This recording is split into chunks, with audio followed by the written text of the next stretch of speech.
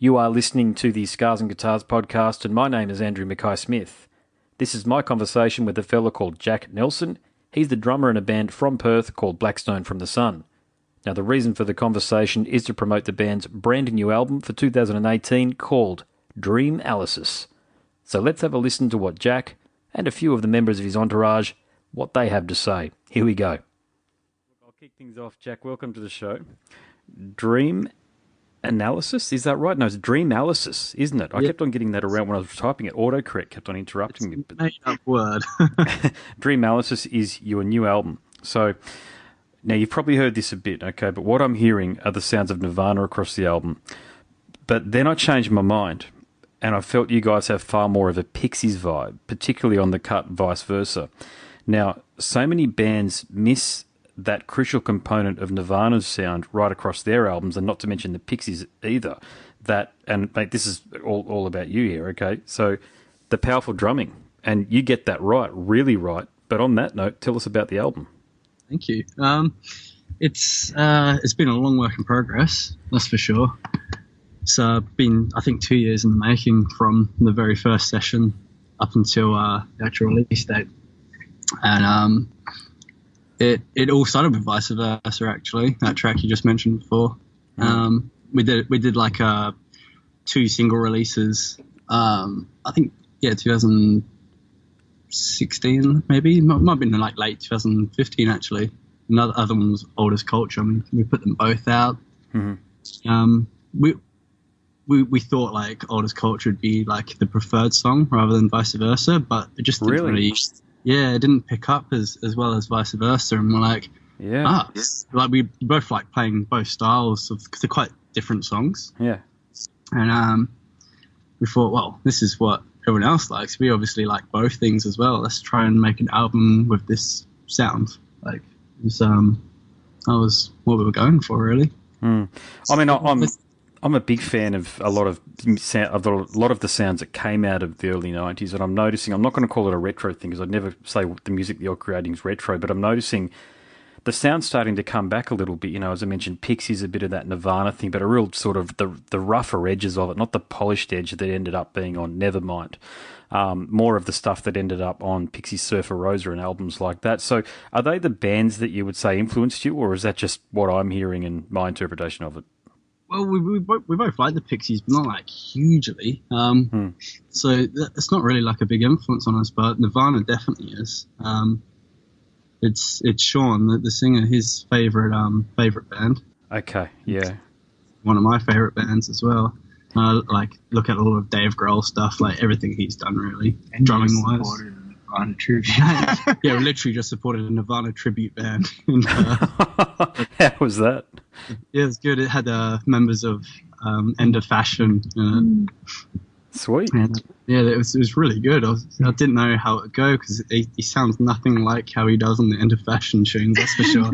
He did a really good job of that. Yeah, I play covers music, and I've played in a few tribute shows over the years, and God, you've really got to get that right because they're the ones where you get people after sort of their 4th or 5th beer start coming up to you in the break between sets, if you like, and really having a go at you if you haven't played it exactly the way that they remember it. I know that very well from my dad because he plays in a Beatles tribute band. Oh, he'd cop it big time then. Massively so, then, I'll take it, wouldn't he? Sergeant Pepper's.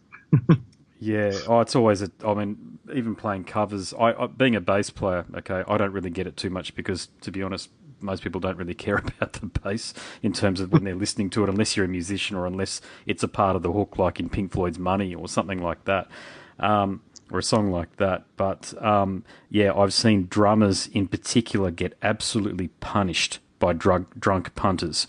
Oh, you didn't put, the tom wasn't here and this song here, and that's a really important part of the song, and without it, it all falls apart. And it's like, dude, seriously, just go somewhere else. So what about the... Yeah. So across Dreamalysis, okay, who produced it and engineered it? Because it's got a wonderful sound. Yeah, it's there's a band over here that we've been following quite a lot before we actually started being a band ourselves called the Love Junkies.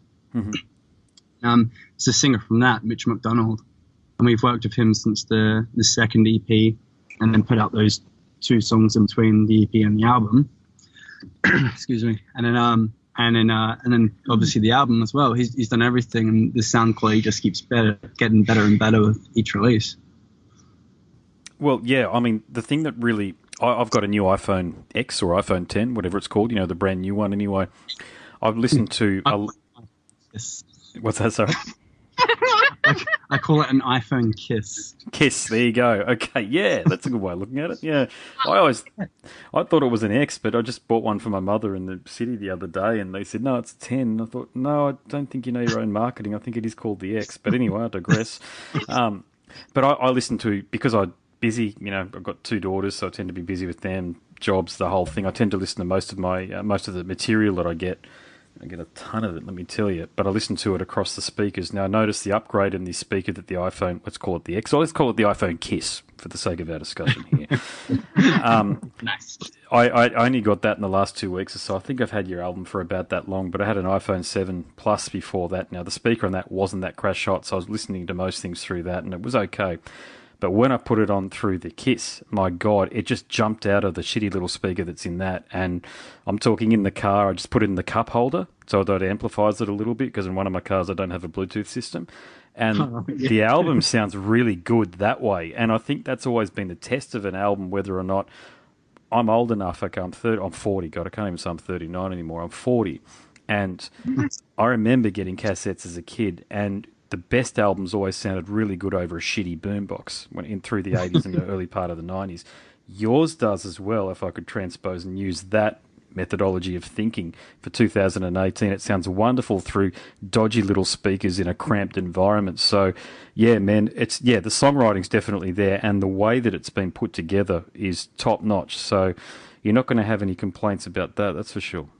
Yeah, thank you very much. It's cup holder approved. Cup holder approved, indeed. Yeah. So I know the bloke who probably wrote the lyrics, or maybe he didn't, but the lyrical themes across the album. Sorry, I meant to say I might be asking for you to speak for your singer here, but what are the lyrical themes across the record?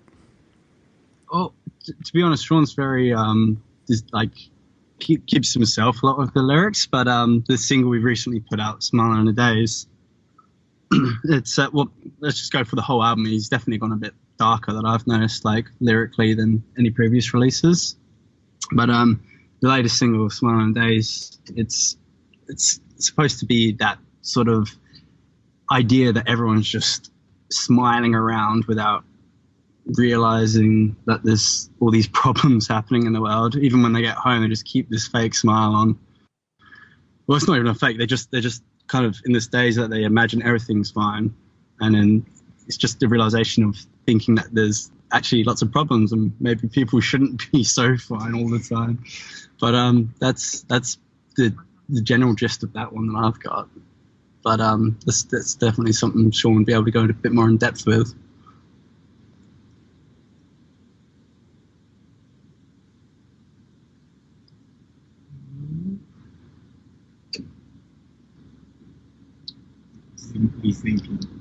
Might have dropped out.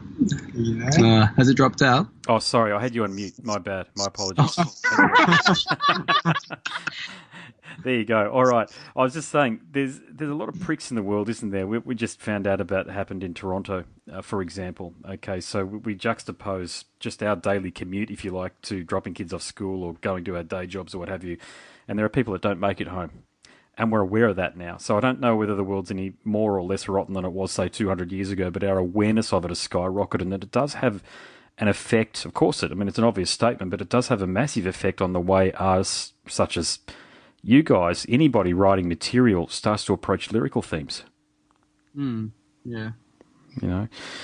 The absence of the bass guitar, by design, or is that a typical case where a solid and reliable member just couldn't be found? We forgot about bass, actually. Damn it. He died in a horrible barbecuing accident. We've never had a bass player. They've had so many offers. We've had a lot of offers over the years, and people, just on Saturday after that Nirvana show, someone came up to our manager and goes, "Don't know if you're the right guy I should be speaking to, but I heard they say that they didn't have a bass player, and I'd definitely be keen to try it." But Sean made a point of saying, "Hey, we're Blackstone from the Sun. we don't have a bass player. Then we just went into the first song.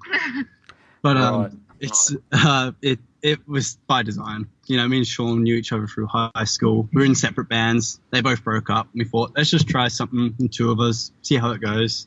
And we just forgot to check to see how it was going. But no, it seems to be going all right. And Sean's made a lot of changes of his equipment over the years as well to sort of compensate the whole loss of the bass player. Yeah, look, a lot of people would probably reference the White Stripes, but the band that I would more reference you guys with is another band from the 90s called Local H. Have you heard of them? No, I haven't actually. Definitely check them out. They're very similar to you guys, actually, in that they're drummer and a singer / guitarist, and I understood that he uses 2 cabs, so I don't know how the setup actually works, but he has a guitar setup and a bass setup, so that's how he gets around it, and they have a very big sound like what you guys have got. So, right, yeah. Second time I've heard a full-on rock band actually have that. I don't really consider the White Stripes a full-on rock band. Plenty of people disagree with me on that, but there's a lot of other things that go on in there, like that blues thing that those guys do. But yeah, you don't miss it, put it that way. I mean, as I say, I'm a bass guitarist, and I listen to... I've reviewed a lot of bands over the years that don't. Like, there's a band from Germany, I think, called Manta. Now, they miss having a bass guitarist because they're playing that Celtic Frost style heavy metal that was really reliant on having some plutonium heavy low end. But your music doesn't miss it. Yeah, though Sean does play for he plays for a normal guitar amp, bass cab, and he also has like a separate third signal that just is like low octave coming through, generally front of house when it's live, but you know, obviously just a separate track on the mix on the recordings. So I think he's running 2 guitar amps now. He's got like 4 signals just coming from the one guitar. Yes, yeah, that's what that massive sound comes from. Do you know what his setup is? Is he using a typical, say, Marshall stack, or has he gone up for the full on metal rock Mesa thing? No, he's running a Fender Twin, just for the guitar sounds, okay. And then into a Eminar bass head. I think he was using GK before that, and then just into like a 6x10 bass fridge, and then whatever other guitar amp is available in the night, he might just rig up the extra signal, but it just depends on if it's suitable or not. Yeah, and then gotcha. just the DI straight into front of house. Yeah, must be interesting just having the two of you on stage. Have you played in any other bands where you've had a traditional setup, say a 4-piece or a 3-piece? Like, do you have to do a lot more in terms of, you know, people's expectation to be entertained rather than just listen to the music? Do you find that, especially being the drummer, that you have to become more involved the way that someone like Dave Grohl, when he drummed for Nirvana, was really animated? Yeah, definitely. Like I move a lot more than I ever have in any band I've played in, and I generally have a very sore neck after a normal half an hour set. and drenched t-shirts. And Sean's done a lot of jumping around whenever he's not singing, lying on the ground doing roly-polies when he can. But yeah, we've definitely got to try and do something different. Probably not different, but you know, just something that we're not engaged. Yeah, I get it. Yeah, I totally get it. Yeah, I mean, I try to move around quite a bit as well, but there's no point in covers bands when you're playing over a 5-hour period or so, because you just use all your energy up in the first or second set, and then you can't wait to get home, and you've got 3 hours to go before you're even thinking about putting your head down on the pillow. You know, so covers band life, eh? Anyway, you know, the other thing I liked about the whole package of the album was the artwork. I like the colours that you guys have used there. Is that a concept that you guys came up with together, or what is the concept? I should probably ask. We were with this local Perth artist called Nathaniel Whale, and Sean just approached him by finding him on a Facebook page, and just said, we've got an album coming out. Oh, actually, no, it was the first single we put out from the album, My Tibetan Sky Funeral.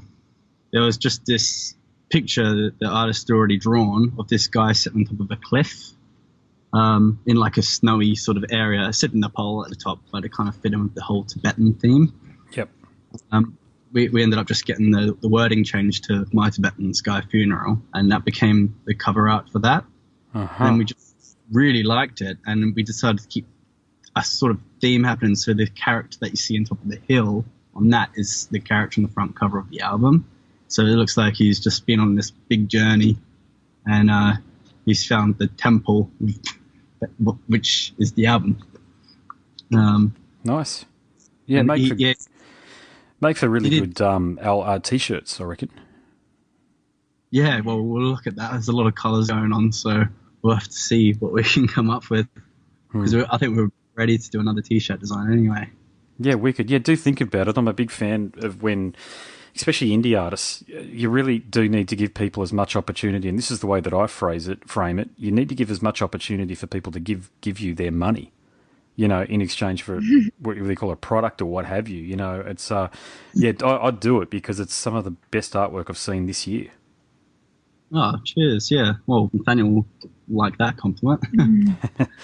All right. So do you get a lot of correspondence from people offshore? So is there an opportunity for you to go to either North America or Europe or even Asia?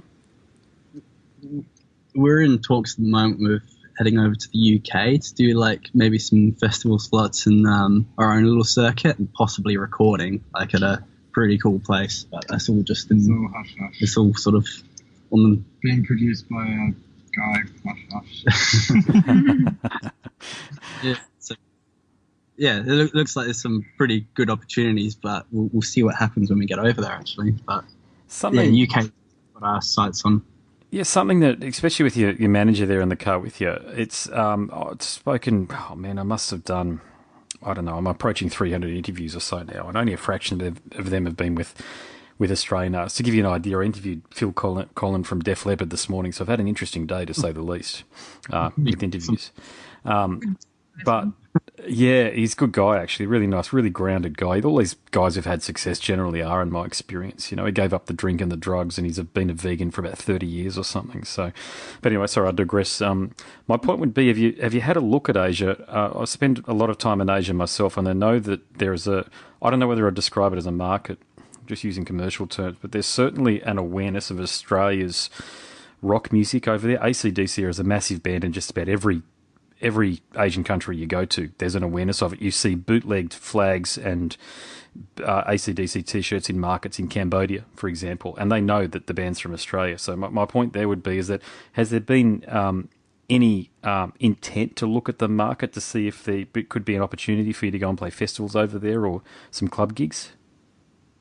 Me and Sean's been pretty keen on Japan, but we haven't been serious at all. We've had friends go over there that had really good experiences. So, but I mean, let's have a Christmas one anyway. The manager. Yeah, there has been not discussion yet with the guys, so this is the first for Jack to hear this. Towards the end of next year, that was the goal to head end of 2019 towards Japan, Singapore, and that kind of... Well, there you go. Yeah, Singapore especially. There you go, you're doing it, yeah. Pacific Rim Circuit, Kuala Lumpur, that kind of thing, because I know that especially places like Japan, Singapore, there's a massive rock and roll scene. Bands like Guitar Wolf, especially the guys from Mac Pelican back in the day from Melbourne, moved over, did the whole Ramones rip-off thing, but they did a really good job of it. But, there's still a massive scene for that. And the thing about the Asian market is that they're so into live music and bands as such, and they're so appreciative of other bands from other countries coming over to play in their cities. And so, you could be just pretty much unheard of, but yet you'll have a wicked turnout. So it's a good market, and like you're saying as well, people just get really into everything there. So it is on the cards. But surprise, Jack. Yeah. It's good news.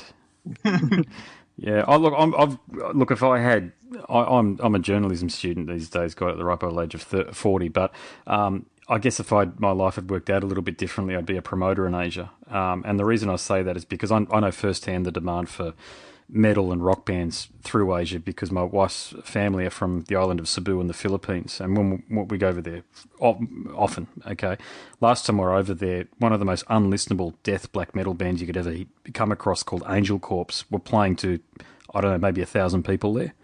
They're from the States, so there's promoters there. There's actually tentacles to actually make this a tangible reality through Asia. That's only one country, of course, but yeah, I know for a fact without actually knowing the names to share with you that there's so many opportunities there, and because they're right on our doorstep, and particularly because of the way economically our outlook is so Asian focused as it needs to be, there's just going to be opportunities that open up to bands. So I think you're doing what you're doing at a very good time. Oh, that's good news. You know, I actually used to manage a band from Brisbane who ended up going over to even Nemea in New Caledonia. Yeah.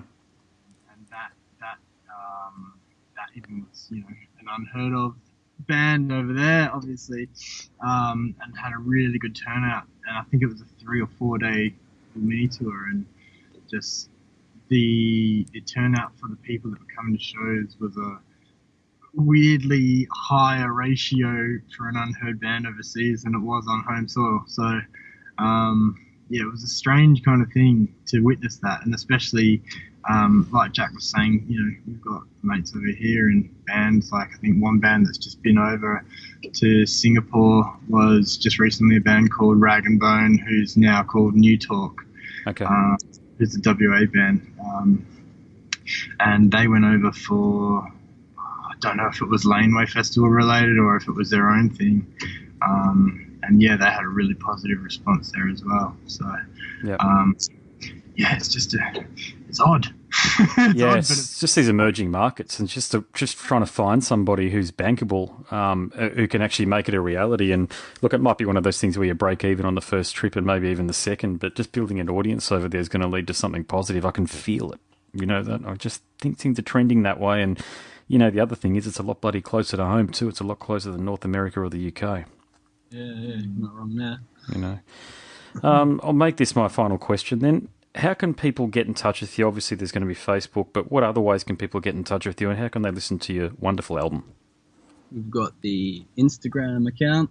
We're on Twitter, but Twitter, because, you know, it's limited letters, it's BSFTS Band. So it's just the initials of the band plus band at the end. And then we've got our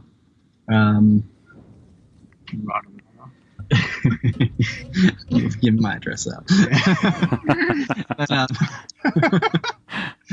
Why not? We've got all our stuff on Spotify. A lot of it's on SoundCloud. Cool, yeah. And even Bandcamp.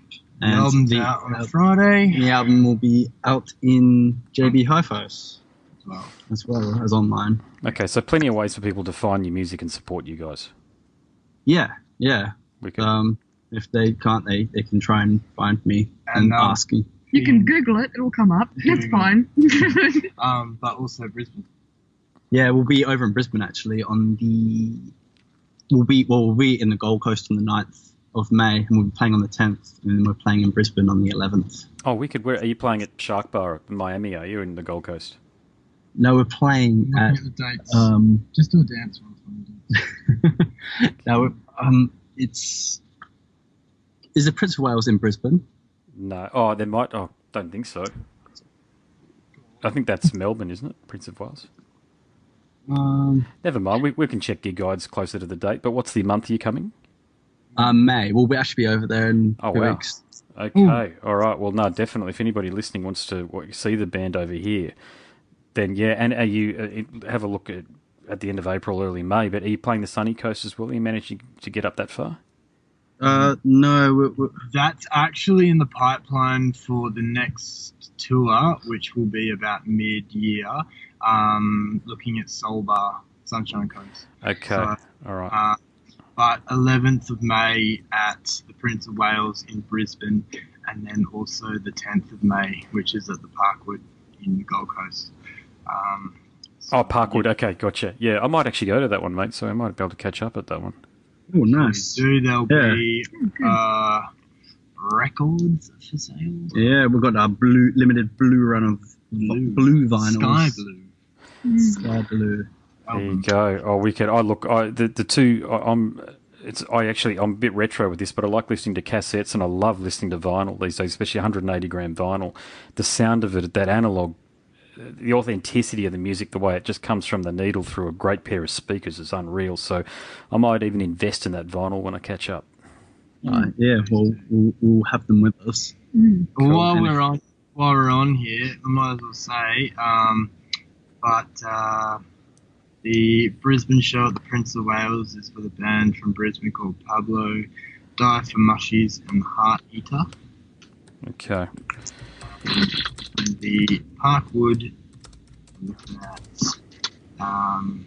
Trapdoor and Honeygum. Okay, gotcha. All right. Now, the Prince of Wales, it's definitely in Brisbane. I don't know why I haven't because it's in Nunda. That's why. Nunda's. Well, I wouldn't say it's big time out of the city, but it's not in the city. I'm mainly used to City, Valley, and West End venues, but it's in Nunda for anybody listening who's in Brizzy who might not be aware. Okay. I didn't even know that they were doing bands these days, but that's great. Next time we will be in the city. Next time we'll come to the city. I'm just trying to... So come to a country shindig and have a mulled wine. Oh, you'll be right. I think it's on exit 26. If anybody, it's off Route 26 in the northern suburbs of Brisbane. If anybody around the southeast actually wants to get down, but the Parkwood gig should be fabulous. Actually, that's a fantastic venue down on the Goldie. Oh, great. Okay, yeah, looking forward to that one now. Cool. Mate, that's it. Thanks so much for the interview. It's been a hoot. Appreciate it. Thanks for calling. Yeah, really appreciate it.